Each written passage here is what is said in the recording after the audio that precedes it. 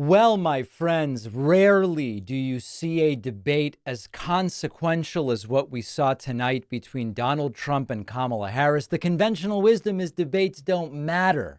But when the inputs are unprecedented as they are this time around, you might get a different outcome. And this appearing to be one of the most consequential debates, certainly that I have seen, betting markets exploding as a result.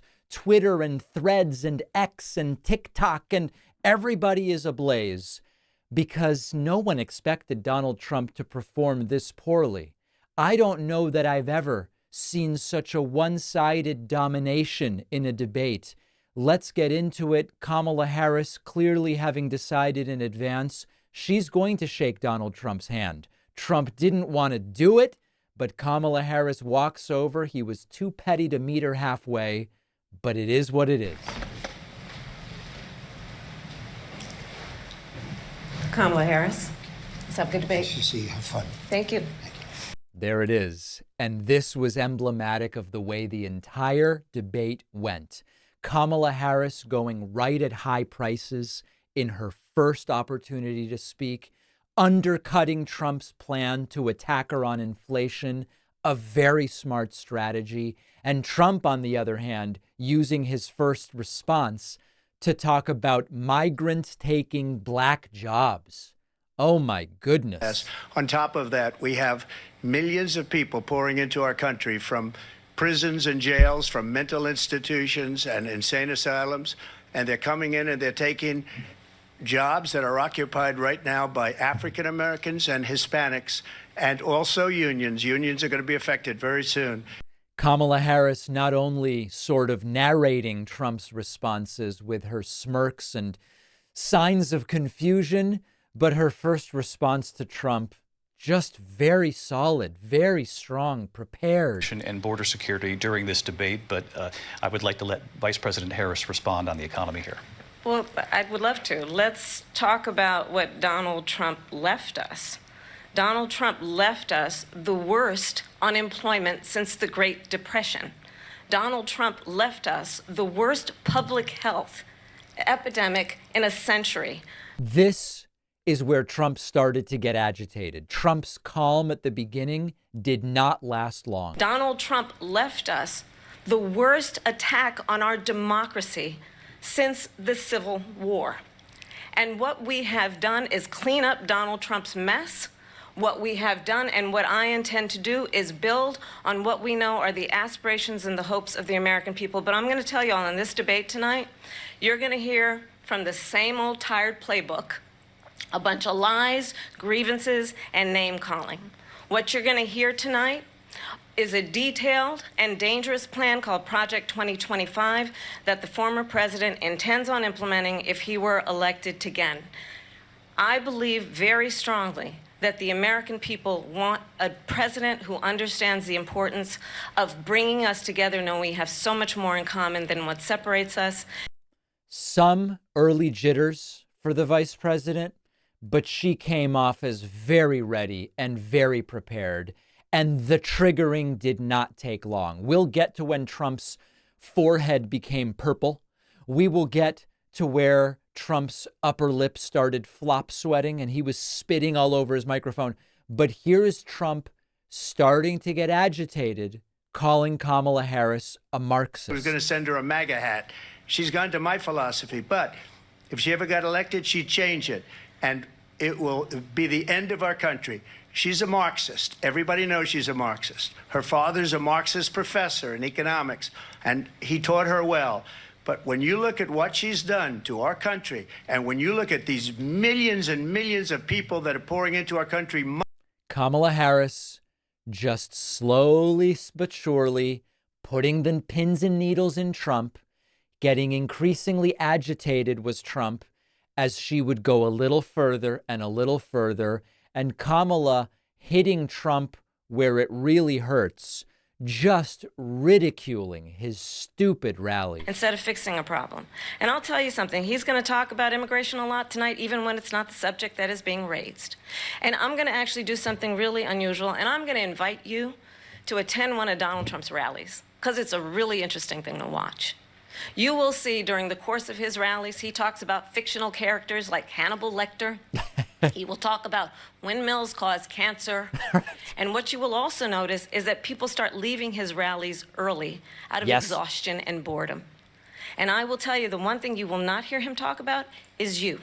You will not hear him talk about your needs, your dreams, and your desires. And I'll tell you, I believe you deserve a president who actually puts you first, and I pledge to you that I will, instead of fixing a problem. This really set Trump off. And Trump at this point started just screaming every answer. He was screaming at Kamala Harris. He was screaming at the moderators, screaming. He just couldn't control himself. Harris, thank you. President Trump, on that point, I want to get your response. Well, I would like to respond. Let me just ask, though, why did you try to kill that bill, and successfully so, that would have put thousands of additional agents and officers on the border? First, let me respond as to the Please. rallies. She said people start leaving. People don't go to her rallies. There's no reason to go. And the people that do go, she's bussing them in and paying them to be there, and then showing them in a different light. So she can't talk about that. People don't leave my rallies. We have the Now, of course, it is absolutely true that Trump's rallies, after he speaks for 90 minutes, people are heading for the exits. It's very much untrue that nobody's going to Kamala Harris's rallies. She's filling arenas that Trump speaks in days before and can't fill. And of course, there is no evidence that the attendees at Kamala Harris's rallies were paid to be there. But it doesn't matter. Trump's triggered. And Trump couldn't stop repeating debunked stories, including the so-called blacks eating cats conspiracy. This is the colloquial name for a completely debunked story that Haitian migrants in Missouri are eating cats and dogs, as Trump calls them. And Kamala Harris just laughs in his face. in Springfield, they're eating the dogs. The people Eating the dogs. that came in, they're eating the cats. They're eating the pets of the people that live there. And this is what's happening in our country. And My it's a God. shame. As far as rallies are concerned, as far as the reason they go is they like what I say. This is stunning that Trump could do nothing but shout about debunked conspiracy theories. What a one-sided event.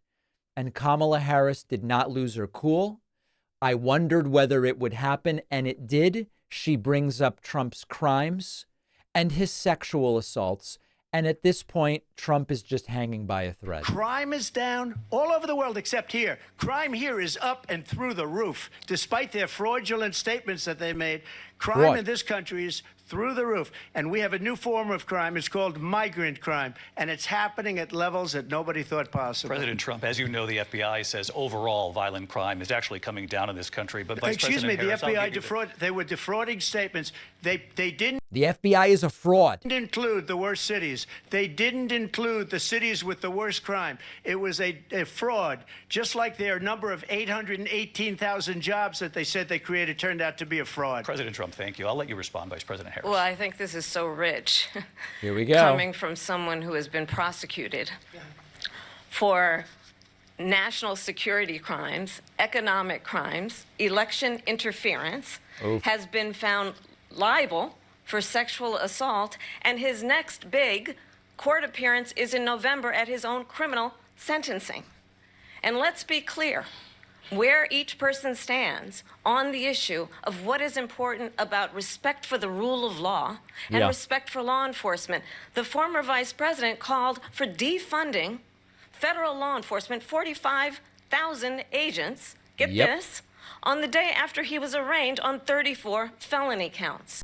That was clearly a prepared line where it was deploy it when it makes sense. They knew at some point would be the perfect opening, and it was.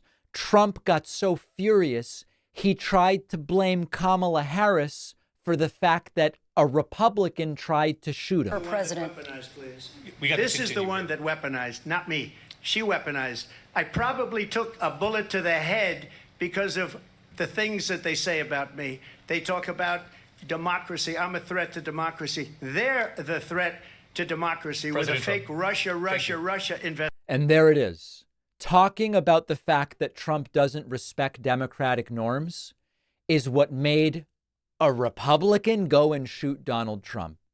They always blame someone else. Trump trying the "I'm speaking now" line popularized by Kamala Harris, trying it on her. The joke doesn't land. Frustration really taking control here. She was big on defund the police. In Minnesota, she went out. Wait a minute, I'm talking now. If you don't mind, please. Does that sound familiar? Does that sound familiar? It's just not landing. And by this point, Trump's upper lip is starting to release moisture. Trump's still insisting, "I won in 2020. I really did." Mr. President, for 3.5 years after you lost the 2020 election, you repeatedly falsely claimed that you won, many times saying you won in a landslide. In the past couple of weeks leading up to this debate, you have said, quote, you lost by a whisker, that you, quote, didn't quite make it, that you came up a little bit short.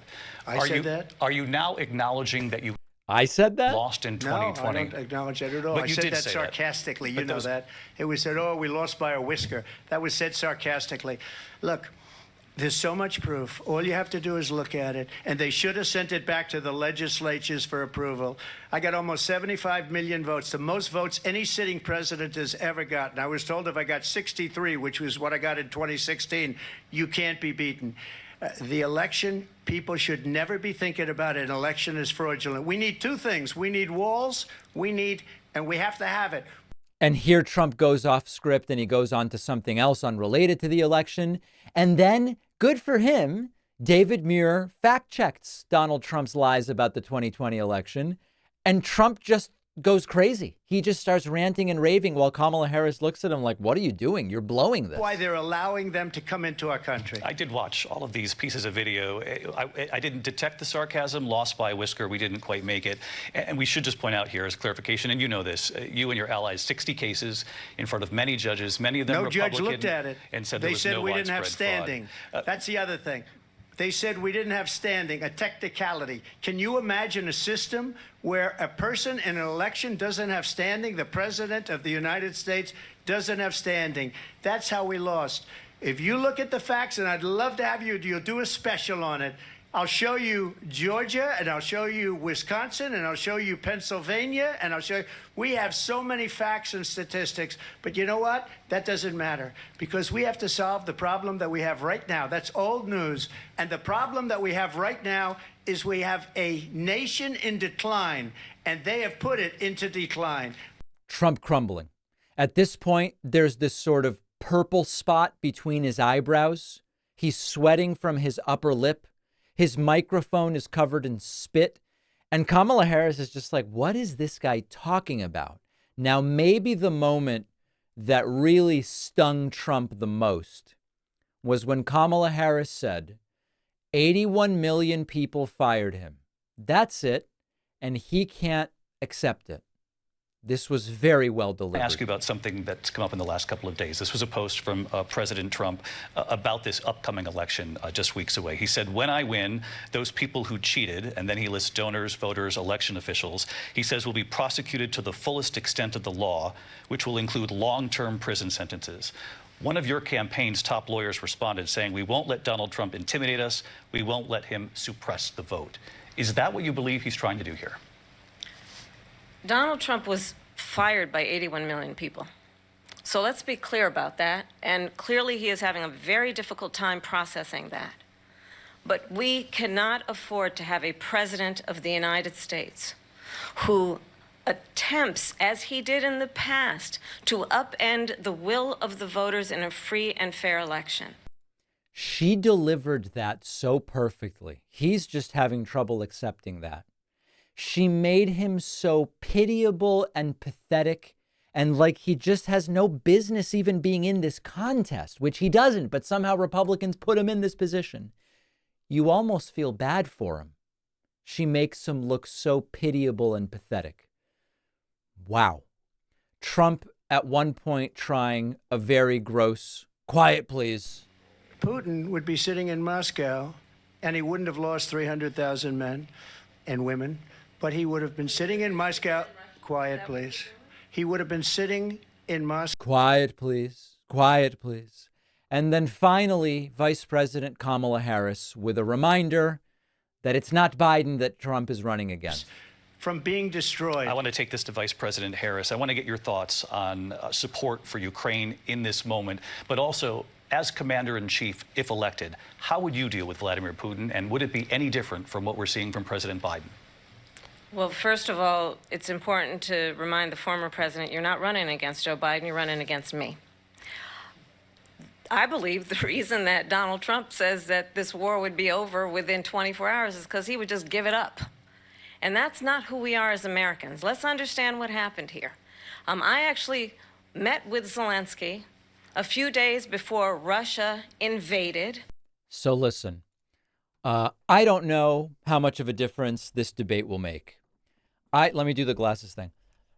I don't know whether this time around it'll be an exception to the conventional wisdom that debates don't matter. But Trump could not control himself. He screamed through 90% of the debate.